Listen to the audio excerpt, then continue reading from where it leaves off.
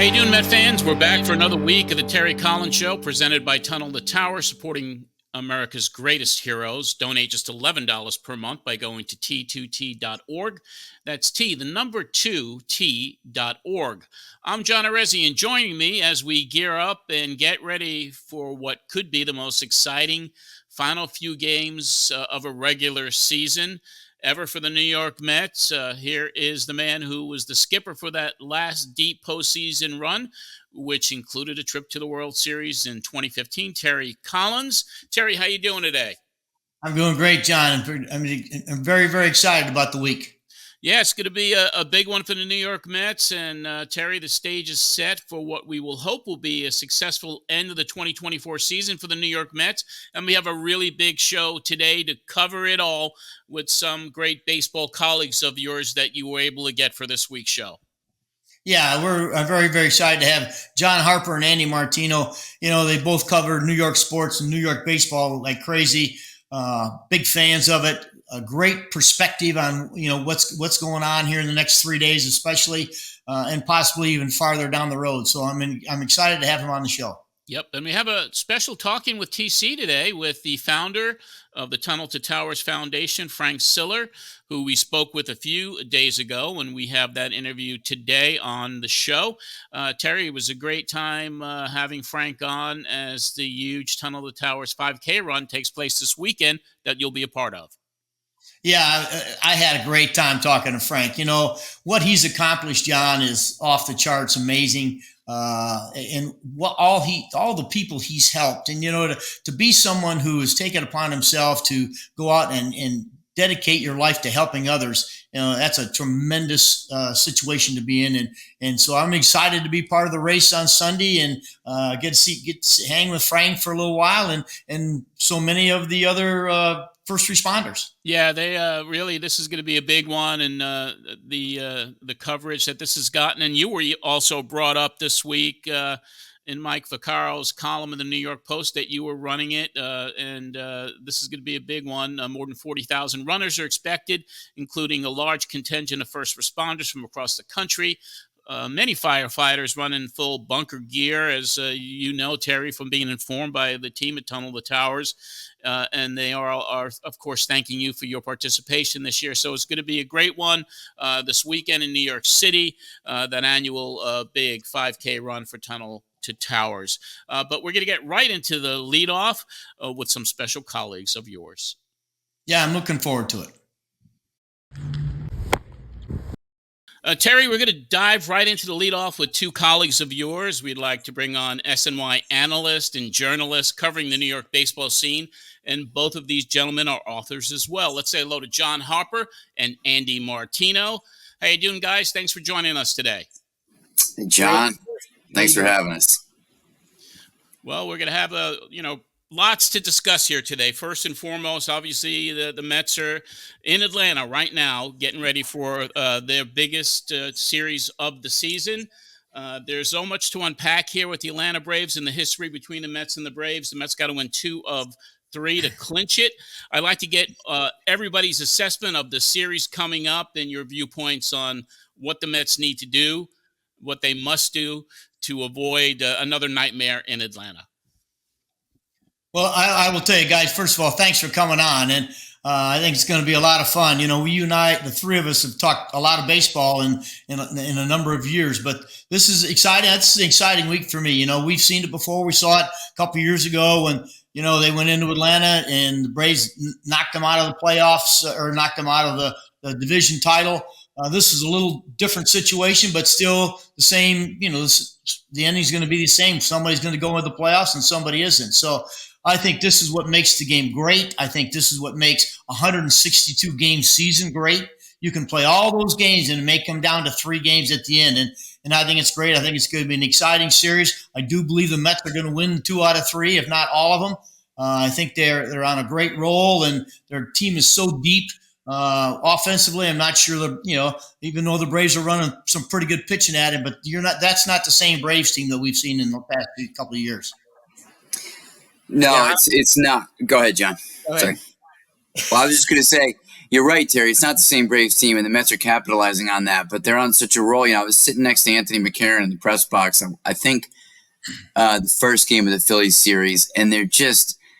It was Taijuan Walker who's having a rough year, but they're just mauling him, and it's just all over the Braves. That's how the weekend finished too. Obviously, winning 3 of 4, and me and Anthony are like, "What the hell's going on here?" The Phillies are a good team, and the Mets. Roster-wise, are solid. Better than solid, but they're no Phillies. They're coming in with their cavalcade of stars, Harper and Turner and Schwarber, and the Mets are just devouring them. So there's some kind of momentum going on right now that is not what we're used to seeing. I think it's the most excitement around the Mets, Terry, since you guys were in Cincinnati in 15, and then we're rolling from clinching on into the playoffs from there. And I include 22 on that because by the time they went into Atlanta, as Pete Alonso pointed out the other day, they'd already been swept by the Cubs in September. There was some losing of the steam, losing of momentum through that month in 22. And obviously right now feels like it's very much just building, gathering momentum, gathering like the storm clouds over Georgia, right? It's a force of nature. Wow, that's very literal there, Andy. Very How about that? Lyrical. I would agree, though. I was out there last week, being around this team, watching them. There's a vibe around this team for sure. We've seen it for a while now. Feeling it's a confident team. They've played well for a long time now, really, since going back to the 1st of June. I think they've had the best record in baseball, right, or close to it. So, yeah. No fluke, and they're getting contributions from everywhere, and they're getting plays like the ball hitting the third base bag the other day, which probably might have saved the tying run from scoring. So a lot to feel good about, and I really like the way Mendoza's managing. He went for it the other day. I think he understood how important it was for them to be 2 up going into Atlanta. So he goes to the pen early with McGill on the mound, and then he goes to Diaz in the 8th inning, which I thought was really crucial to get the top of the Phillies lineup. And he ends up staying with him because what he saw was Diaz was throwing well, and he didn't throw a lot of pitches. So I just feel like this team, it is a different feeling from 22, as you guys have said. They were struggling a little bit, scoring runs, losing to some bad teams. I've been impressed this team. Along the way here, the last month or so, every time they've had the team they should beat, they've gone out and done it. They haven't had these letdowns. And that to me is a sign of a mature team with a lot of strong leadership, and they keep maintaining that focus and intensity. And listen, it's never easy going into Atlanta, even though the Braves may not be at full strength or anything, because there's so much history and everything else. But I do think this is a different team. I feel like they will find a way to win 2 out of 3. Harp, to your point about the focus and intensity, we keep hearing 2 things from Mendoza that sound almost like they're contradictions, but when you really listen, you get used to it. They're not. He keeps saying, we haven't won anything yet. We haven't done anything yet, which is great because we've seen, I think this happened with the 2019 team. They went on a little run and for the wild card that didn't end up going anywhere, and they come back feeling like they had some kind of young core and they'd accomplished something, and there was a sense of premature accomplishment around the team at that time, I remember. And Mendoza's like, no, we haven't done anything yet. But also there's a confidence from the manager that's saying, when he was asked, do you think this might be Alonso's last homestand? He goes, no, we'll be back. Like he knows it. Yeah. So it's like, we haven't accomplished anything yet. Self-aware in that way, not ahead of themselves, but we know we're good and we will be back. And I think those 2 separate notes are kind of resonating with the players, and it goes into the preparation. They haven't accomplished anything yet, so they have no laurels to rest on, so they're preparing and focusing as if there's still a job ahead of them, which of course there is.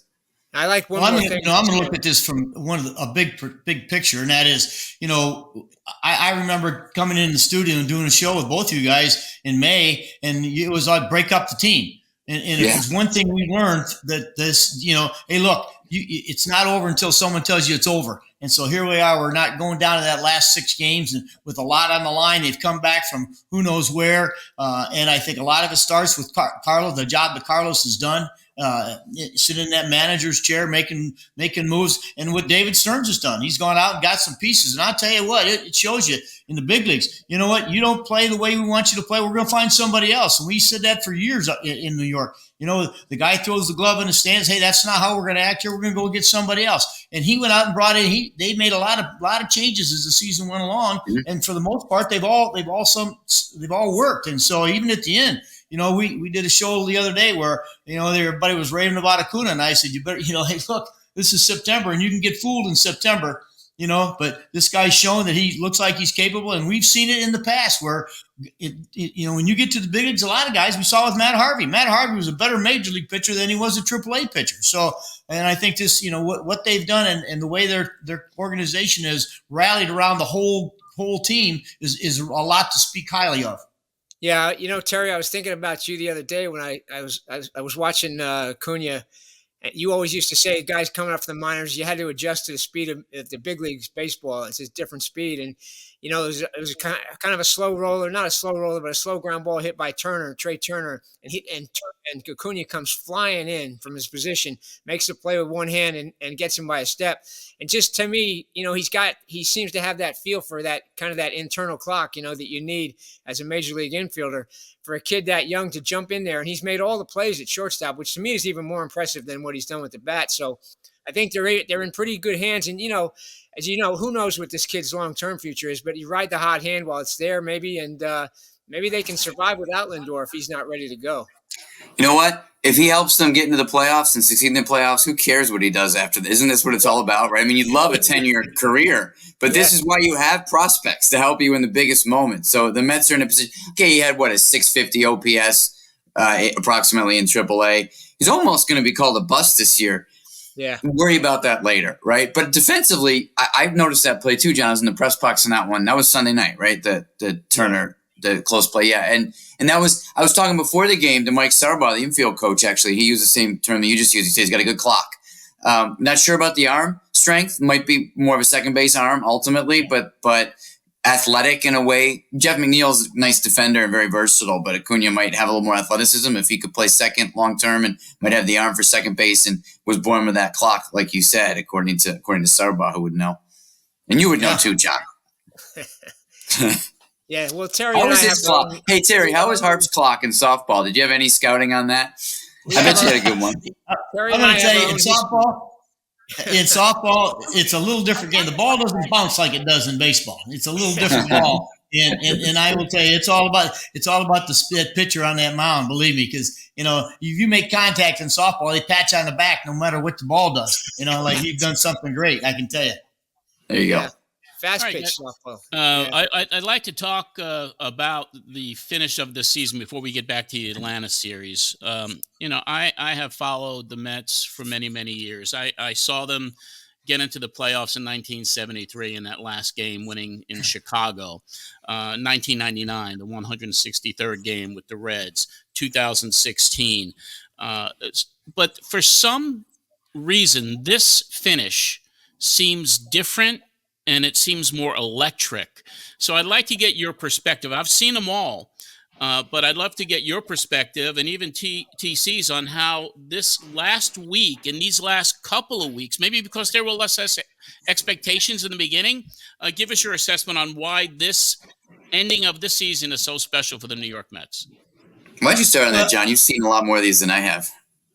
Well, I think that wasn't an age joke. It was a respect of your experience, I swear. I'll take it as a backhanded compliment. No, just a compliment.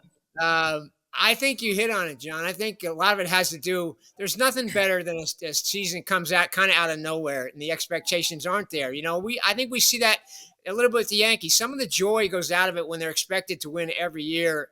And this year with the Mets, the expectations weren't there. And this team, I think, has really captured the imagination of the fans, and I think that's part of it. And they are playing with a lot of joy. The OMG thing has really turned into a vibe. It's not a fake thing. I don't think they seem to really rally around each other. I think that's part of it for sure. And I think the crowd has gotten into it that way. I mean, I go all the way back even to July when they beat I was out there that night when Senga came back and they beat the Braves. They hit the 3 home runs off Morton that inning. I hadn't heard Citi Field that loud since probably 2015. And I know it was probably like that over the weekend. I wasn't there over the weekend, but it was, yeah. I feel like there is a vibe here that's hard to define and hard to explain, except for the fact that I think everybody's loving it, from players to fans to even the media is getting a kick out of it. And, we're not easy to please, as you know, Terry. Yeah. Well, the vibe, it's interesting. Alonso, he gave a nice couple of interviews. He was in kind of a reflective mood on Sunday. He did one pregame and one postgame. And he had a quote that I loved, which was when it was like when people think about the season, they're going to think about OMG and Grimace. But when we think about it, we think about how resilient we are. That's what defines it for us. And so I think the vibes might be different, are different in the stands versus the clubhouse. I mean, there's definitely been a fair amount of eye rolling about all this extraneous stuff among the people actually in uniform. Nobody and it's not like a problem, but there's a little bit of is Grimace the reason we won, or is, our players? And I think they take a lot of pride in the fact that they're playing really good baseball. And when some of this other kind of viral stuff happens, there's okay, whatever. And so I almost give them credit. I don't know that those vibes have been great for the fans, but for the players, I give them credit just for tuning them out and going about their business too. Kind of two different vibes. Well, wouldn't you say the Iglesias thing is a different story, that they have bought into the Iglesias thing? They love Iglesias as a person and a player, but not everyone loved the concert because we're here to win a wild card spot, or play winning baseball this is turned into a serious organization that wants to take care of business. It's a great change for the Mets. Right. And it's as well as I do, if you have 26 players and however many odd coaches, some people are going to love the vibes of the OMG, and some are going to go can we talk about tomorrow's pitcher? Or, so whatever. It's not a big deal, but I'm saying that I'm just noticing, spending time above ground and below ground at Citi Field this year, two different vibes, both good, but different. Well, guys, I'm talking two of the best sports writers in America, and you guys bring pressure, with what you say on a daily basis. Again, don't misunderstand me, but players hear it, they know about it, and there's got to be something that brings everybody together that we can all blend into. And be it the OMG thing, be it in 2016 with the blonde hair. Remember, if you guys remember, everybody dyed their hair blonde, and the guys bought into it. Why? Because they just wanted to say, hey, look, we're all in this together. And that helps you bond. And it's not which guy wins the game or who gets the big hit. It's about the team winning. And that whole thing. It's in 2015 when David Wright bought the championship belt. We started handing that. It became a big thing to win that belt, to go out there and do something to help the team win, so that the party could start afterwards. So yeah, and when you're there's a lot of guys who are real serious and real intense, but when that game's over, you got to have some fun someplace, or else it'll drive you crazy. And I think a lot of this stuff now, these guys are having some fun. They have come back from, we all know that everybody was down on them horribly early in the year. They've battled back. They've kept it going. I thought the leadership that Lindor has put on, and Pete, I'm not around those guys all the time, but I do watch a lot of the interviews, and I think how Lindor has carried himself, how he's, the things he says, he's always there. He's always accountable. And everybody bought into it, and that is huge when you have talent, and they have talent on the club.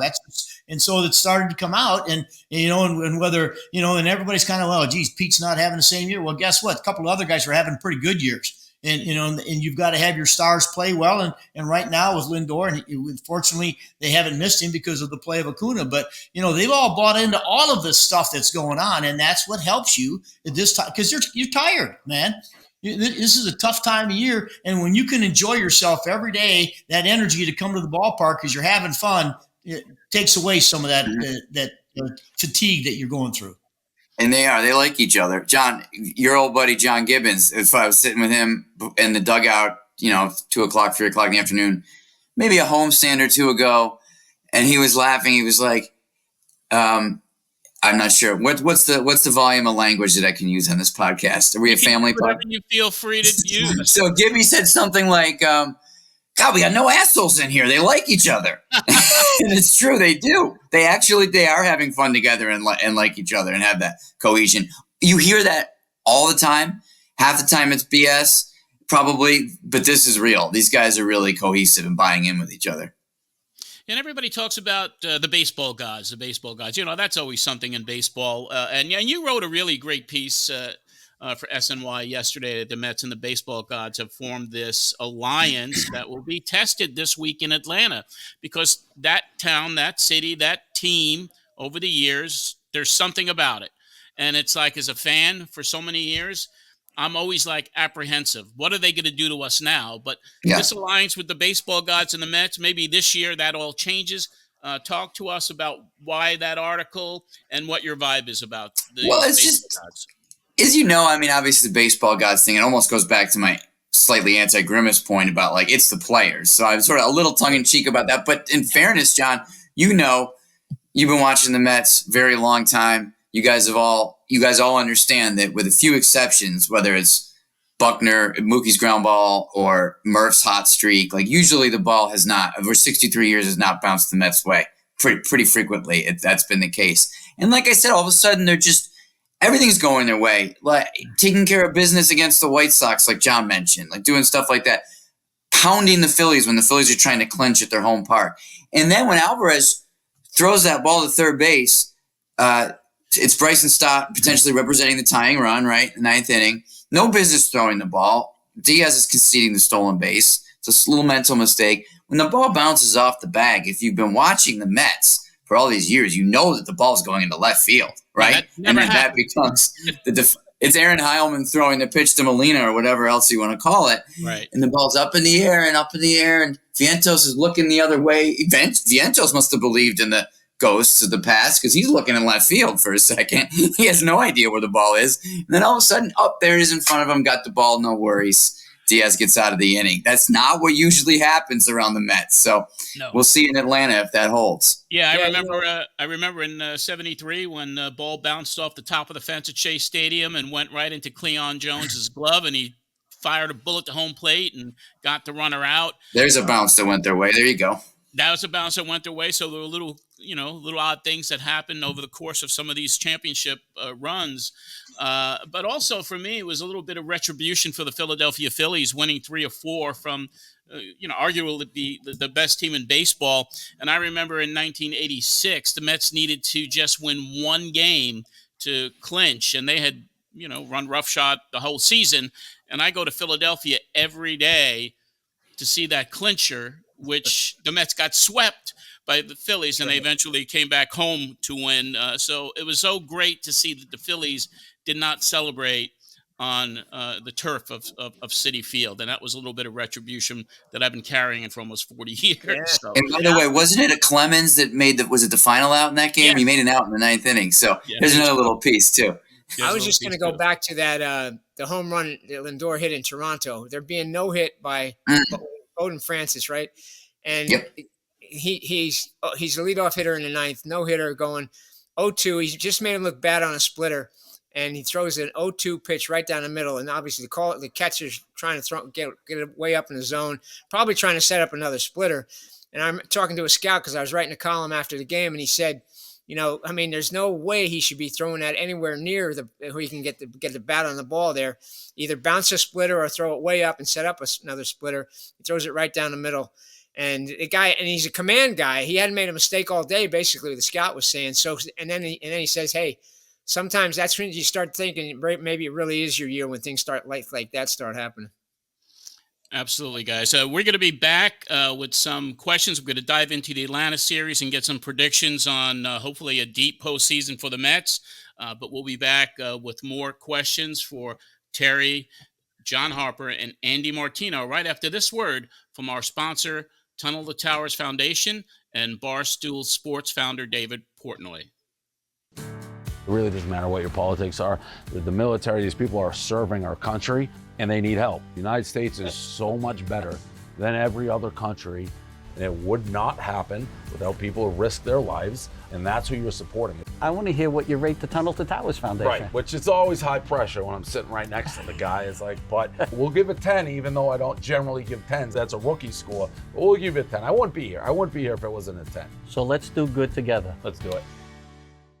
All right, guys, I want to dive into the Atlanta series, ask you all, TC first, then Andy, and then John, about the choices for the rotation. Mendy's going to go with Sevy, Peterson, and Minaya for the series, and having Quintana open up against Milwaukee on Friday. Give us your opinions on that. Well, I think that, first of all, having the day off you can kind of realign some things. You can skip guys and move, and that really helped having yesterday off. So, but I like the rotation. They're all pitching very, very good. All three of those guys. You can't ask for three guys that are pitching any better than they are. I know Quintana's had a couple of good outings, but their starting pitching has really come around, and so I like the way they're set up. Going in, they've got a battle on their hands. I mean, the three guys the Braves are putting in that situation, pretty good guy, pretty good too. But again, I just think there's just a sense right now where I think the pressure's a heck of a lot more on the Braves than the Mets going into this series, especially being at home. Everybody had expected them to win the division, so there's a lot of heat on them. And so I hope the Mets just go in there with, hey, look, let's just go continue to play like we've been playing. We know we're going to get some innings out. We're going to get the starting pitching is good enough to get us deeper into the game to where all of a sudden our bullpen's in better situations. So I like the way their pitching has gotten set up. Yeah, with Peterson, John, I don't know if you agree or not, but I guess you're making an upside play slightly with stuff there over Quintana's recent results. Because Quintana comes out there, and if he's not being aggressive in the zone, if he doesn't have that command, it's not going to be his night. So maybe they're avoiding that risk a little. Not that Peterson hasn't pitched his best very lately, so you choose between those options. And I know they were waiting on Senga too, guys, to see. They were hoping very much Senga was going to start a game in this series, and if that had been the case, they probably would have used Quintana as a piggyback on Senga for a shortened kind of start. So once a very unsurprising setback happened in his minor league start, they realized they had to rule out Senga, and they did it this way. That's kind of the backstory a little bit. Yeah, and I thought the most important thing to do, they moved Manaea up ahead of McGill last time around to make sure he was on turn to pitch Thursday. But now that might get thrown out of the with this hurricane. That's why I wonder now. I mean, if they do decide to play a doubleheader on Wednesday, which I guess could be a possibility if the forecast is that bad, would they then pitch Manaea on short rest, or would they bring Quintana back because he's well rested? It's kind of might throw their plans into a bit of a monkey wrench type situation. That's a good point. Talking to Mendy, I don't think they would. He didn't answer us directly about the weather situation, but he has said he would be reluctant to do Manaea in anything but regular rest or the extra rest. So I bet he doesn't do that. It did line up perfectly though, because then Thursday would line up for the also 5 days later for the wild card opener too. So the right way to go. And I thought that these three guys were the right way, although Quintana has pitched really well lately, and Peterson's had a little bit of clunkers the last 2 out of 3. So you wonder a little bit, but I agree. I think Quintana's are a little less margin for error because he's such a command guy and he relies so much on the off-speed stuff that I think Peterson, for the most part, has been really good. So I think this is the best way to go. Now you just wonder if the weather is going to play a role. Yeah, that weather's going to – go ahead, Terry. I have a tough time, and we don't know what the commissioner is going to decide, what the commissioner's office is going to decide, because, first of all, I'm shocked by half the decisions they've made in the last 5 years. But, I have a tough time believing. I have a tough time believing they're going to play a doubleheader. I mean, you're not only because of what John just brought up. You're messing with rotations now, and where if you just play it on Monday, all of a sudden there's going to be somebody on there who's going to be on their 5th day rest going into that thing. If you have to play on a Monday, if you have to move sites, which is another possibility. I just think there's too many things. If you say, well, we're going to go play it in Milwaukee. Well, there's so much that has to be done in Milwaukee to adjust to be having a game, and who's going to go? Besides the 7 line, who's going to go to the game? And so, I mean, it's because it's going to be a big game. It's going to be a big crowd. So I think that has a lot to do with it. But I think that the weather situation may throw a real wrench into this whole thing. Hey, just one other thing. If they did go back to a Monday game, a Monday finish, Sale could end up pitching 2 out of the 3 games because he'd be on regular rest. Oh, wow. Good point. That's the way Snicker seems to have set it up, just kind of looking ahead and playing a chess game here. That would be interesting to see Sale pitch twice against the Mets in a 3-game series. Wow. That'd be crazy. Yeah. That would be the reverse karma going back to the old Mets. That would be. It's true.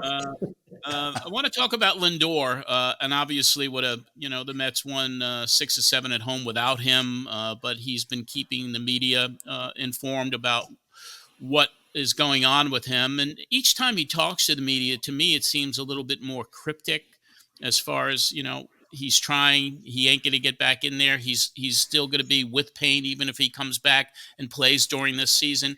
That's been that's been weighing on everybody. But with Acuna stepping in and performing the way he has and bringing that energy in the offense and the defense, what's everybody's opinion here on Lindor and his presence, and is he gonna come back or wait till the postseason? You probably noticed you used the word "if" for the first time on Sunday.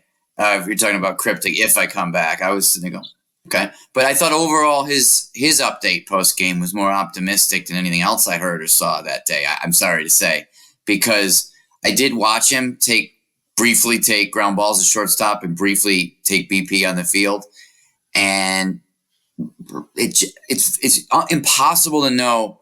And I did ask him, but there's some messaging going on here. It's impossible to know how much he's slow because he's just trying not to. He's got some limits that he's imposed on himself. The trainers imposed on him, but he did not look like a guy who was close to playing in a big league game. And I'm not the only person watching him that felt that way on Sunday afternoon. Again, only he knows exactly why he was moving that way and how he felt, but it was pretty limited and very brief. I saw him make his throws to first when he was taking ground balls, intentionally like lollipop throws for the most part, and then he let one go on the last throw and shut it down right after that. So that's what I saw on Sunday. All I know is backs are really hard to predict. I've had issues with mine over the years, and you just never know. Even when you're injured from day to day, you can feel great, and then that comes back. You get that inflammation, you get the discs herniated or whatever. He's got to have something like that in there. They finally ended up giving him some kind of anti-inflammatory shot, injection. So there's got to be a lot going on in there. If it's this long, obviously it's a problem. So I got to see, how he can do it. Because I actually think shortstop might be easier than swinging the bat. The swinging the bat, there's so much torque involved. I'd be a little bit more worried about that. So I think if he's going to play, I think he would play short, not just be a DH. But you just don't know with backs. That's the problem. Right. Yeah, I agree with both you guys. But I will tell you this. This now starts to come back to leadership. These games are huge. This is for all the season's going to come down to these three games pretty much. So, here you are, you're the team leader. Everybody knows how valuable you're. I mean, guys probably going to finish second in the MVP balloting anyway. And we all know how important he is to the team, but you've got to look at the team first and foremost. I know that's what Carlos is going to do. I know that's what David Stearns is going to do. And when those guys get in that room and have that conversation, that ultimately has got to be the decision. What is in the best interest of this baseball team at this particular moment? And if it's, say, Lindor says, hey, look, I can do this. I'm fine. This is no worse than I've been playing for the last month, even though it flared up. I'm back to something. Or he's got to stand up and say, listen, I'm not going to be able to play the way I'm capable of playing, and you need that guy. And so you may have to go with someone else. And I think that's where he's going to show the true leadership. And, hey, look, I can do this, or, you know what, in the best interest of this club, which is the most important thing, I can't play. Yeah, and just one other thing. I mean, it's not a question of toughness. I mean, guys, in this situation, as you said, Terry, in such games like this, guys are going to play through pain, but backs just lock you up. You can't do anything about it. It's not like you can just play through pain in this situation. Yeah, we'll see. And again, I go back to my time. I remember, which we've talked about before. David Wright walking in Philadelphia in 15 said, "Look, I'm glad to be back, but you guys are playing very, very good without me. Don't think for 1 second you have to put me in the game. Just keep doing what you're doing." And I put him in the game, and he hit a homer. But I've seen it before. I've seen it other times where guys are saying, "Look, and Carlos, go back to Carlos Beltran when I first got the job here, when he said I no longer can play center field the way this team needs somebody to play center field. So let Pagan go play center field, and I'll move to right field." That to me is team leadership, to where you put that team above your own individual thoughts. And I think that's what Francisco is going to have to do. And I think whatever decision is going to be made is going to be the right one. We got a couple more things before we let you guys go for potential matchups in the postseason, starting with the wild card. Is there a more favorable team for the Mets to play, be it playing against the Brewers, which means no travel, just staying in Milwaukee on Sunday, or possibly they have to go to San Diego, or even potentially the Dodgers? And do you think the Mets can possibly squeak into the first wild card spot with the upcoming schedule? Padres got to play the Dodgers and then finish against Arizona. So give us your predictions and assessment on where the Mets are going to be at the end of the week if they get in. I think the Brewers scare you less than the Padres. I admittedly haven't seen a ton of the Brewers this year, and no one in America's heard of most of the relievers and defenders, and the reasons are good. They're great at run prevention, just like they were when Stearns was there. But they obviously had a tough series over the weekend. They don't. I don't think they scare you right now too much. But 2 out of 3 games, who knows? It's almost impossible to even handicap this. You figure if the Mets just won 3 or 4 against the Phillies. If they keep playing like this, they can beat anybody if they maintain this level. But I would say probably, even though you got to get on a plane again, if I'm the Mets, or rather I should say, I would rather stay in Milwaukee and not get on the plane than go to San Diego if you could choose. Can they win the first wild card? I don't know. The math is not great for that at this point, probably. Yeah, I mean, if the Dodgers do sweep the Padres, then maybe that opens the door for the first spot. We'll see. But the Padres are playing well, and I kind of agree. I mean, the Brewers are sneaky good, man. That bullpen's really good. But something, and I know the Mets have actually won the season series with the Padres this year, but Joe Musgrove just throws his glove on the mound, and he's going to beat the Mets, it seems like. So I'd be worried about a little bit in the about shiny that. years. Shiny ears. Check his ears. Yeah.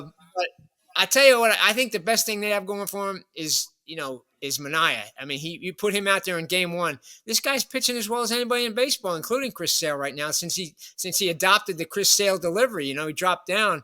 I mean, I had, again, talking to a scout about a column I wrote recently about him.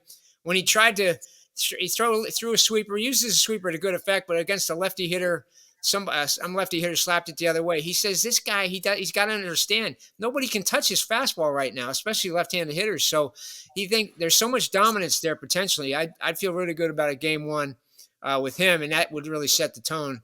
But I do think I'd be a little bit wary of the Padres. They're just really dangerous.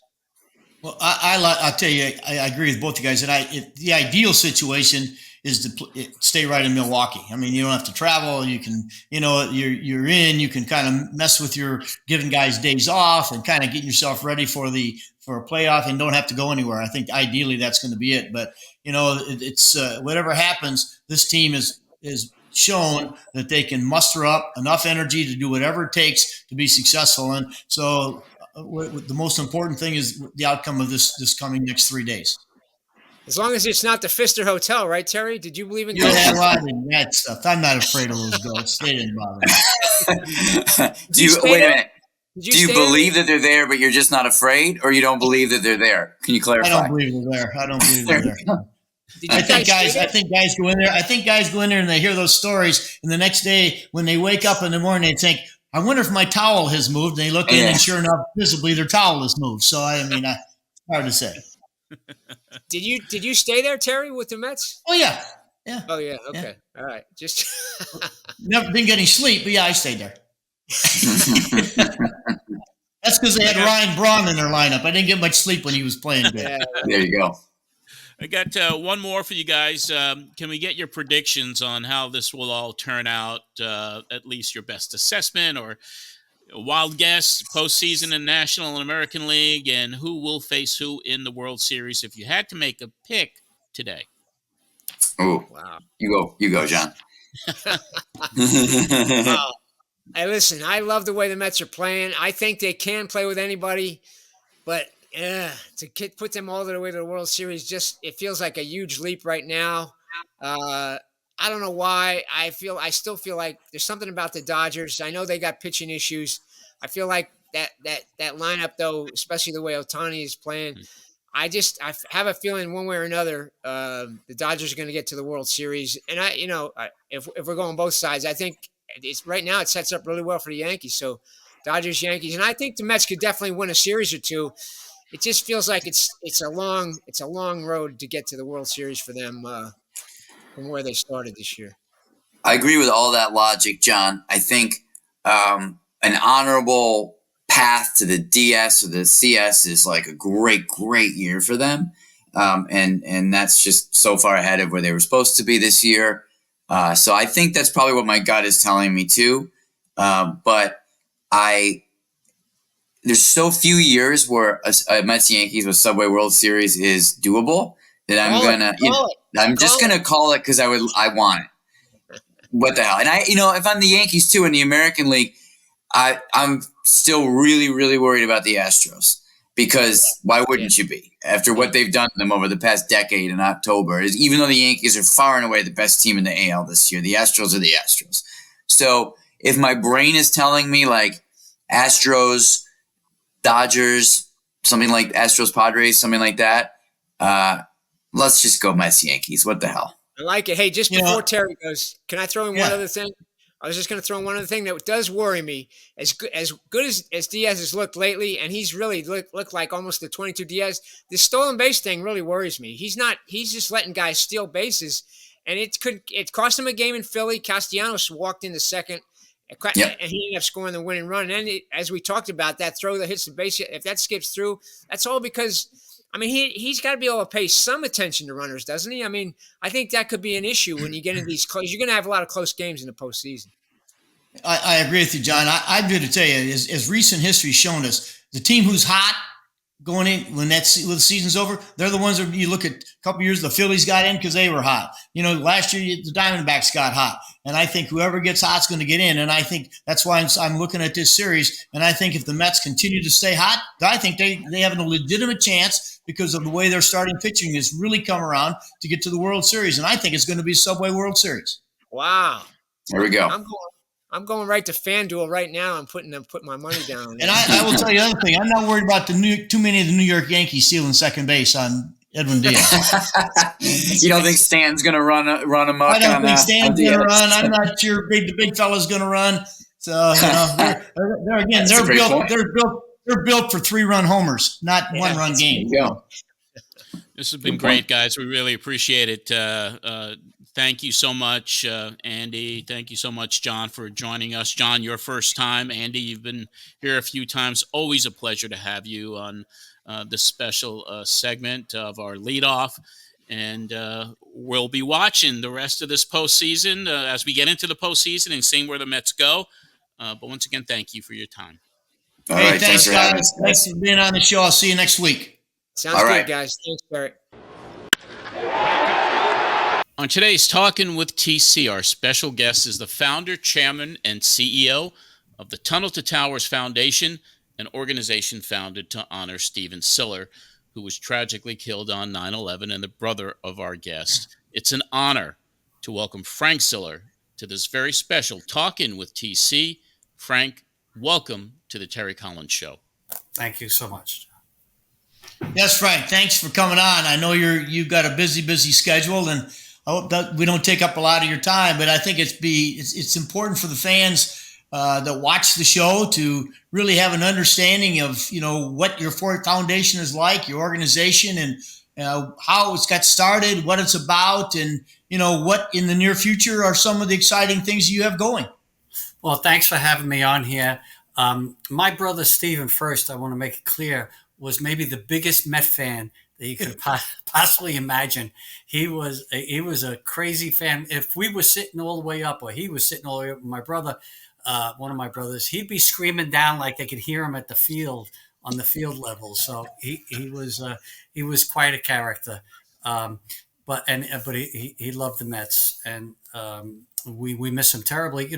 So my brother, on September 11, 2001, was going to play golf, actually, with myself, my brother George, my brother Russ, and he heard on the radio scanner what happened. And he went back to his firehouse, got his gear, because he was just finished his night tour in Squad 1 in Brooklyn. And he got his gear, went to the Brooklyn Battery Tunnel. It was closed for security reasons. So he strapped 60 pounds of fire gear on his back and ran through that tunnel. Now, most people, you've been through it. Most of us have been through that tunnel. It's almost 2 miles long. And came out the other side, up West Street, and went into what we believe the South Tower. He was never recovered, but other firefighters from Squad 1 were recovered in the South Tower. And you would want to fight this fight with people you trained with. So while saving people, gave up his life. And so we started to do the Tunnel to Towers Foundation in his honor and his memory, and to remember his legacy. Now, what we've been doing is we take care of every catastrophically injured service member in America. You gave your body for your country. We're going to build you a mortgage-free, specially adapted smart home for you. And that goes for first responders as well. And we take care of every first responder in the country who die in the line of duty. Police officer, firefighter, could be FBI, CIA, Border Patrol, any first responder, those people who protect us. They give their kids a kiss goodbye and they don't come home. We're going to pay off their mortgage if they die in the line of duty. And now we made a promise. Actually, it was last Veterans Day. I'm on our TV, and I made a promise that we're going to eradicate homelessness amongst our veterans. I know, Terry, you recently were one of our groundbreakings that we just did in Bradenton, Florida, and it's emotional. There are so many homeless veterans out there, and it's unacceptable in our country to have one homeless veteran. Forget about the 50,000 plus. Frank, during that ceremony in Bradenton, I believe he's a state senator, former Green Beret who was wounded. I thought one of the statements he made during his comments where, homeless and veteran will never exist in the same sentence again. And I thought that was a wonderful way to put out there that, what's going on. And, when I first heard about Tunnels and Towers, I was doing some stuff with the Mets, and I actually was talking to Pete Alonso, and I know Pete signed on when he first got to the big leagues. This was one of his things, and I really didn't know a lot about it until John started to talk about it this past spring. So I went out to spring training and did a couple of PSAs to talk, but then I started paying attention to it all, and I will tell you what, I work out here in Port St. Lucie with two FDNY guys who were at Ground Zero, who are, they can work out, they're not indisposed, but they really have a lot of health issues. And I will tell you, to the man, to this day, if something happened in New York or down here, these two guys would be the first guys on the scene, disregarding any of their incapacities they have now due to the injuries or the health stuff. It is just what it is. And so, and I'm amazed at what it took for you to be able to create this. And I'm sure you're overwhelmed with, mail and letters from people around the country. But, what you've done so far, I think for me, because I do travel a lot and I spend a lot of time. I don't get too caught up in politics, but, we got to bring the country back together somehow. And I think what you do is helping that along. Well, thank you. And I agree. Look, I go all around the country as well, Terry, and I see the goodness of America. I see all these people who have joined us on our mission to make sure that we take care of these great heroes or their families that are left behind. It's an incredible journey that we've been on. We can't do it without the kindness and the generosity of Americans. I mean, we ask people to donate $11 a month. You said Pete Alonso before. Pete, when he won the home run derby, he gave us $50,000 of his home run derby money, which is tremendous. He did the PSAs like you've done the PSAs. It's a big help. Getting the message out is an important part of people understanding the work that we do. So I can't thank you enough, or Pete and so many others. We just did one with Joe Torre and Mike Piazza, and we have others. We have Dennis Quaid, we have Mark Wahlberg, Cole Hauser, and so many others that have joined us on our mission. And that's how we get the word out there. So the fire department, and you brought up the fire department, they're all my buddies. Most of them, I probably know those two guys. If not, I know they're friends. They have a saying that many hands makes light work. I know they didn't make that up, but it certainly is used in the firehouse and the fire department. And we as people donate $11 a month. That's not asking too much, right? Go to t2t.org, $11 a month. Most people can afford that. And bringing the many people together, this is how we get the work done. This year alone, Terry, 6,500 homeless vets off the street, getting them the services, the wraparound services they need to assimilate back into society. It's incredible. I bought 15 hotels in different cities all across America where homelessness is prevalent, because mostly because of the weather. California, Florida, and all different, Arizona, Nevada. We bought these properties because that's where they concentrate, because all year long they're outside. And you're right. The word homelessness and veterans should not be in the same sentence, and we're going to make sure that we do eradicate. Always taking care of those other great heroes that we promised to begin with. So I know I signed on for this. You have an event coming up. You may call it a race. I'm just going to call it a run, because at my age, I don't race anymore. We could call it a walk if you want. Well, I am going to run it. I am going to run, but don't break out your stopwatch and try to time me anymore. I can tell you. So tell me about some of the events you have coming up. I know you've got the run. I would love our people to hear about it. I actually have got, because of the show John and I do, we've been talking. I did a podcast yesterday afternoon with Jay Horowitz of the Mets. The first subject he wanted to talk about was Tunnel to Towers and what you're doing. And so tell us about some of the other events coming up in the near future. Well, like I said, this coming Sunday in New York, we have 40,000 people. You'll see 40,000 people retracing what my brother did 23 years ago, running through that tunnel. But the beautiful part about it, Terry, and I'm going to, so you know how you blow up a movie and you say, oh, it's unbelievable, go to this movie, it's the greatest movie. And somebody goes, it was okay, This is the only event in America that I could tell you that you have no idea. You have no idea what you're coming to. Because when you come into that tunnel, you're going to see the faces of all the great first responders who died on 9/11, held by banners by other firefighters. Could be a brother, could be a father, could be a son, holding their pictures of their loved one, shoulder to shoulder with an American flag. West Point Cadet, 2,500 West Point Cadets running cadence through the tunnel. We have the Marines. We have everything, every branch of the Army service that run through that tunnel. Cops from all over the country come and run in their gear, and most certainly firefighters. But after you see these shoulder to shoulder, all these pictures of the 400 plus first responders who died on 9/11 and the 2,977 names who died on 9/11, you're going to see 7,000 names of our men and women who died on the global war on terror. Over 7,000 names. And they're held by ROTC. High school kids are holding it because we want the next generation to be ready to step up.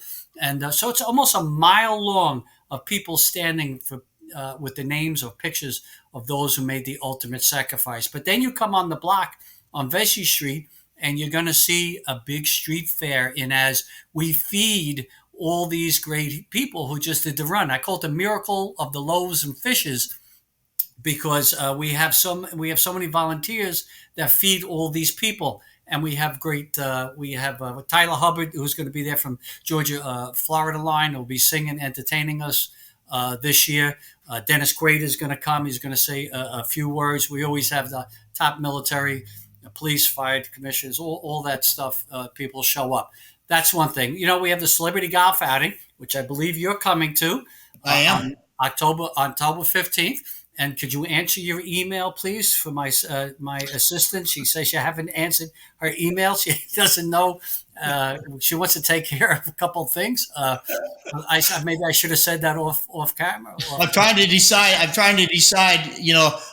This course is a big course. I'm trying to decide: do I stay in New Jersey? Do I stay in Manhattan? So I'm trying to get it all worked out. So, yeah. Well, anyway, so that's October 15th. We have unbelievable celebrities. Andy Pettit is coming. David Wells, John Franco. John comes the last couple of years. John has been coming to help us, and John's been helping the Tunnel to Towers Foundations long before most anybody. Years and years ago, he has helped us. So, we have over 150 golf outings across America that people put on for us. We have over 100 runs and climbs across America. People, once again, go to t2t.org and look at all the things that go on. And believe it or not, we have nearly 3,000 events that people do fundraisers for us. that people put on their own individual fundraisers and hand us a check and say, here, this is, I brought my community together. We raised this and make sure this goes towards catastrophically injured service member, towards their home, or to a fallen first responder. We just lost a police officer several months ago out in Massapequa, Jonathan Diller, who was shot, when he approached the two thugs that were sitting in the car, and they just got out and they just shot him dead. And he had a little baby left behind, his wife, Stephanie, who was, she's an incredible human being herself. So, they might say, I want to go to fallen first responders, whatever the donation they want go towards, we do that. So we have so many events that people want to get involved. We have tens and tens of thousands of volunteers all across the country that help us, that show up, those 500 plus people you said, how many people turned out at Bradenton in Florida there when we did the groundbreaking? They're all volunteers that help us on so many different things. They're just such a big part of our foundation. Anywhere we go, we're blessed that we have so many people that have joined us.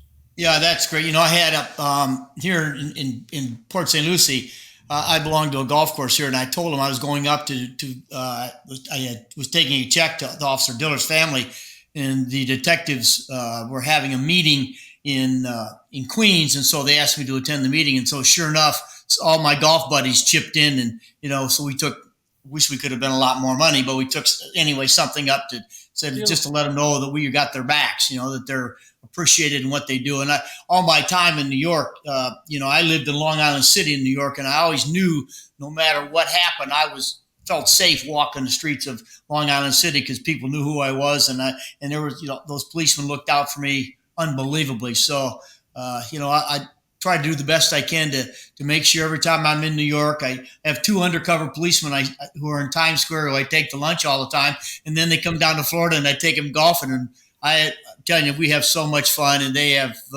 those guys, what they have to go through on a daily basis is amazing. So I'm glad there's associations and foundations like the ones you have that take care of these people, because it's a job that certainly I would never do, not in a million years. So they need to be protected. So I think it's great what you're doing. And I just hope when you're ready to coach again that I can get you on that field in New York. We got a lot pretty exciting now going on in what's going on with the Mets. So we got to get you back involved with that. Absolutely. My grandson was there the other day with my son, a big win. They were there when they beat the Yankees. So it was another a big win. So, yeah, let's hope they do well. It's incredible the season they're having. But I want my grandson to meet you one day, sir. Anytime. Yeah, I'll look forward to seeing you at the ride. You're going to be, so how am I going to find you? Because I'm not, Frank, the one thing I don't want to do is get trampled. We're going to, listen, Terry, I'm going to put you up front with the service members and the families that we've helped. That's the early start. If you want to start early, I'll talk to you. For sure. Where to start and stuff. Yeah, but sure. no, we'll put you where you're safe. But you're right. When you're in that tunnel, you see the amount of people in there. Stay to the right. You know how the slow cars stay to the right? Yeah. Stay to the right and you'll be safe. Frank, I will tell you this, to be honest, about 15 years ago, I was an avid runner. I ran 8-9 miles a day.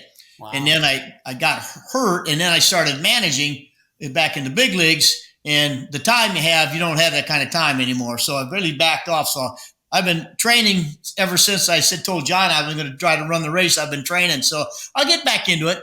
I know I can run that far. It's just a matter of you look like you're not going to have a problem. I don't. The one thing I'm not going to do either, I'm not going to be carrying 60 pounds on my back. I can tell you that.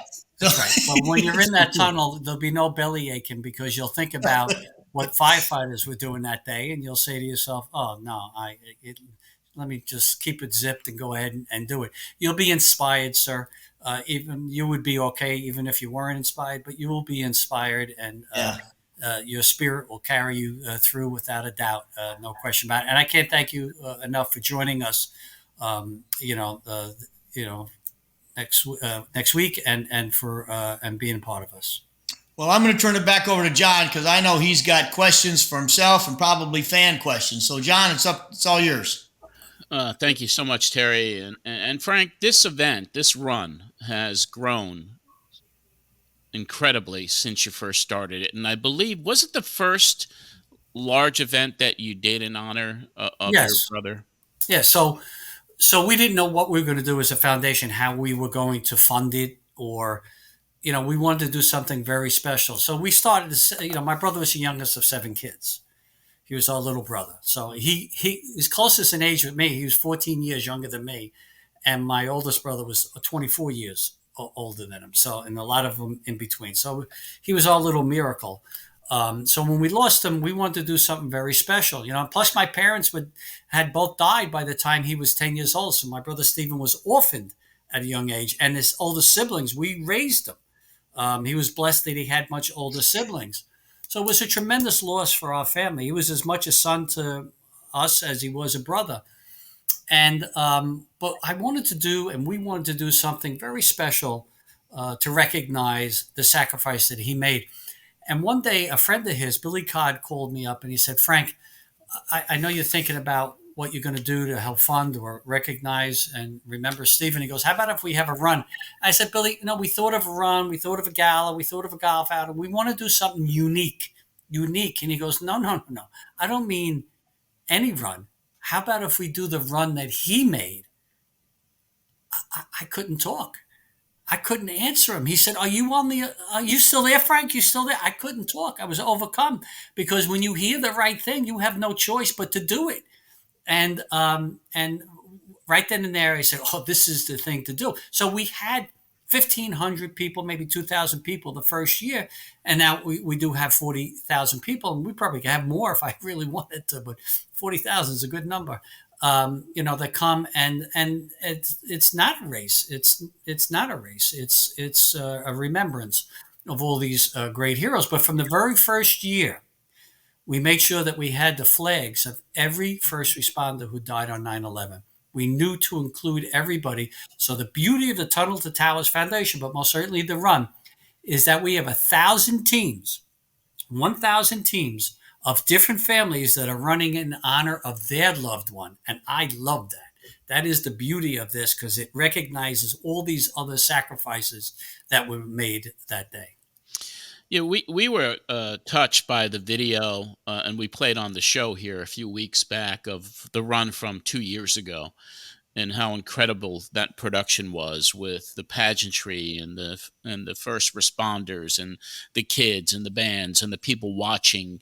And when Terry made the announcement that he was going to participate, I was like, "You're going to run it?" And he was like, "I'm going to do it." And it was just kind of like this groundswell of people rooting Terry on and getting awareness of the foundation. But this event is such a huge part of that remembrance for your brother and for everyone on that day.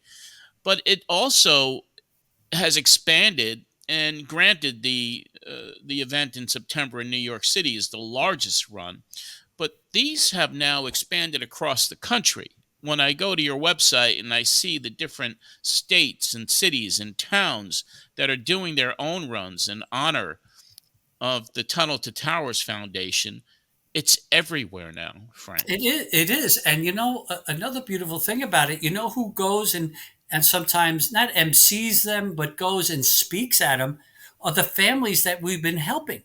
They want to pay it forward to the next family. It's incredible to watch. Every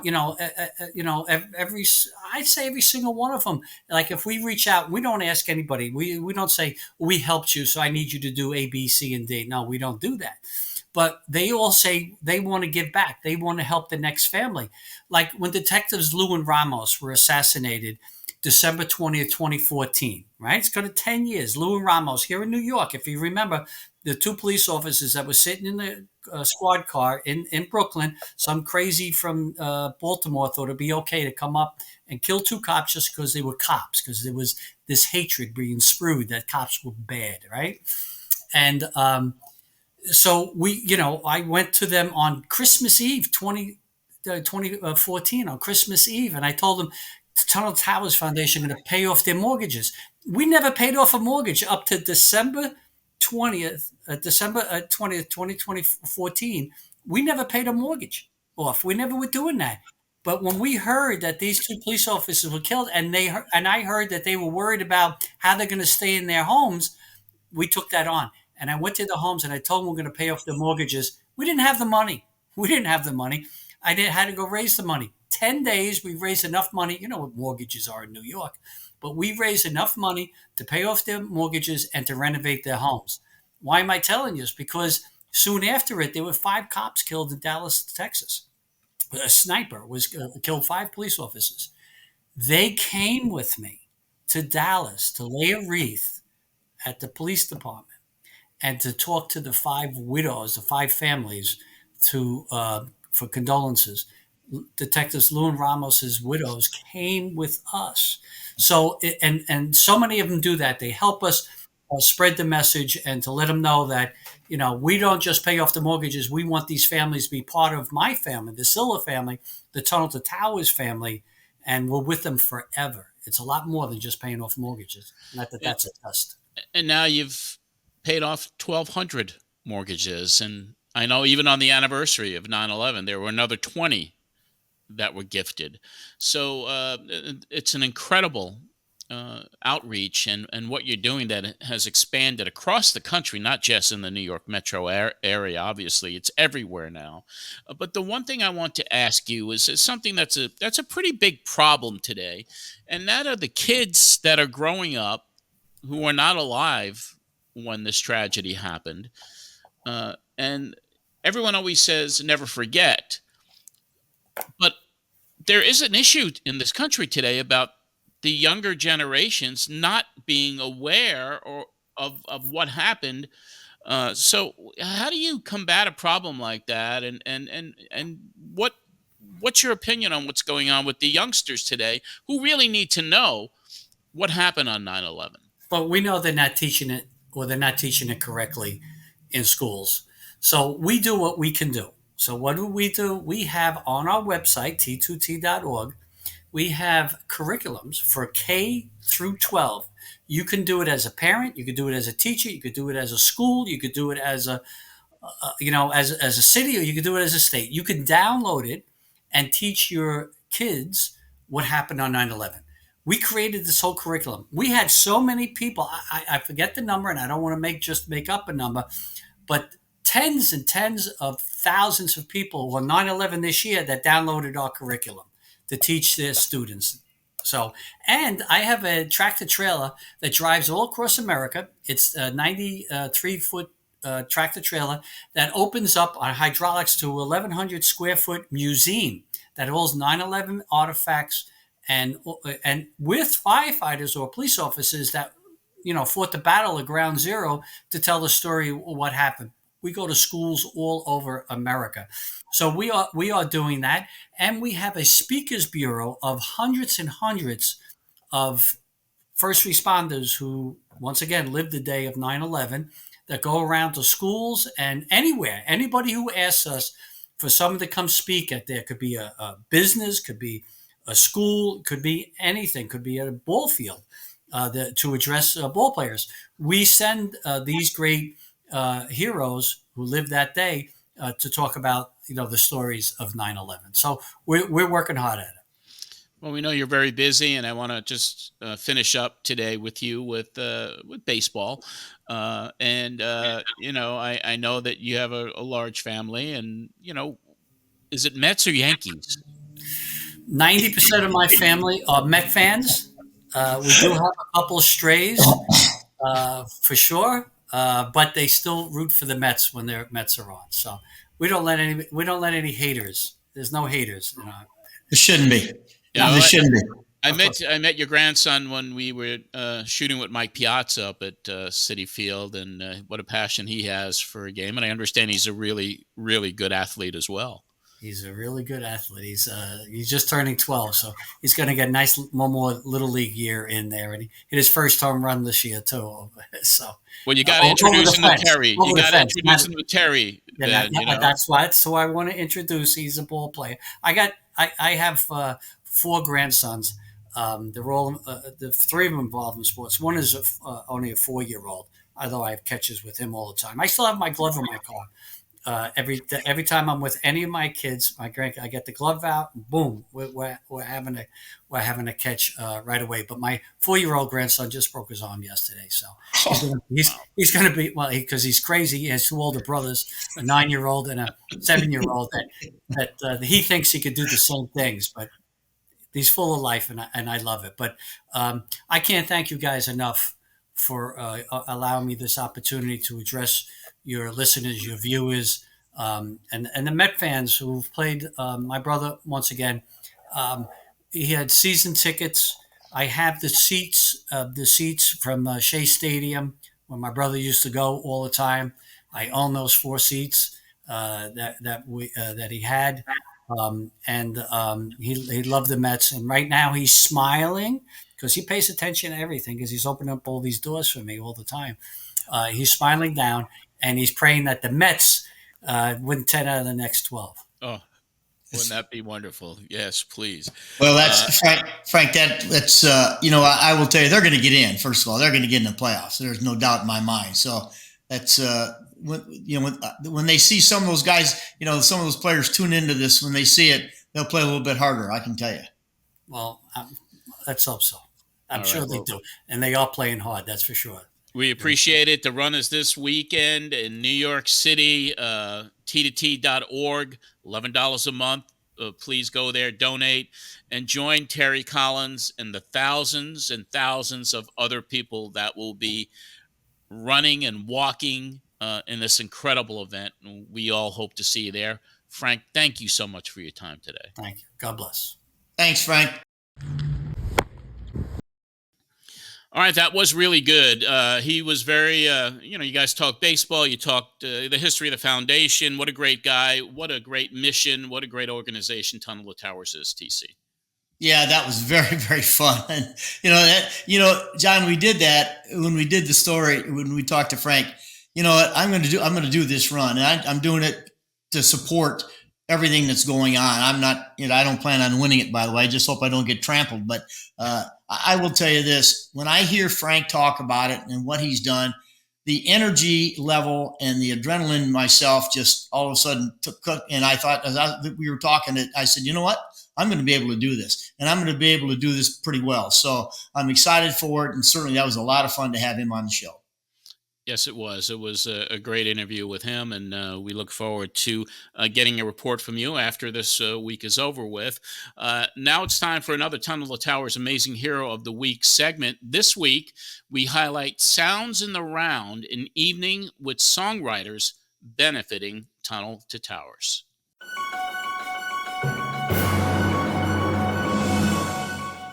Tunnel to Towers presents Sounds in the Round, an evening with songwriters to benefit our veterans and first responders. Hello, I'm Lee Greenwood. I'm proud to be an American, and I'm proud to be a supporter of Tunnel to Towers. My song, God Bless the USA, stands for all of us, and it was released in 1984, so this is the 40th year. I'm just a writer and a musician, and I got kind of lucky, and I think God has given me this wonderful tool to uplift America.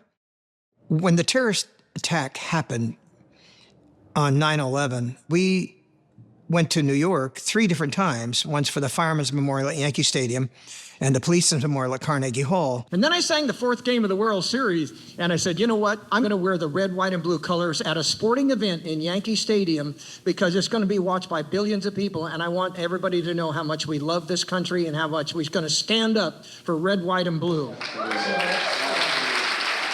But it was a tragic time, and we were trying to lift up America at the moment. We wanted to make a statement that the terrorists, one thing they wanted to do was change our way of life. And it wasn't long after that I became aware of the Siller family and what Stephen did. Tunnel to Towers is something very close to my heart. I support a lot of veterans myself, so I'm aware of the plight of veterans. And certainly we were all on board to honor Stephen and Tunnel to Towers. At the Tunnel to Towers Foundation, our promise is to eradicate veteran homelessness in the United States by providing communities of comfort homes with a comprehensive care and support system for our homeless veterans. I'm proud to throw my weight into this if I have any at all, because it's a wonderful idea in trying to help veterans and just get back in life somehow. Please support us now. Visit T2T.org or call 1-844-BRAVEST and donate $11 a month. Thank you, and God bless you. We'll have another T2T Amazing Hero on next week's show. That'll wrap up another Terry Collins show. You can follow Terry on X and Instagram at Terry Collins _10. And for those of you on Facebook, follow Terry there at the Terry Collins Show. You can follow me on X or Instagram at John Arezzi. And make sure to subscribe now to the Terry Collins Show wherever you listen to your favorite podcasts, or go to our YouTube channel as well. Until next time, this is John Arezzi for Terry Collins. Have a great week, everyone, and best of luck this week to the New York Mets.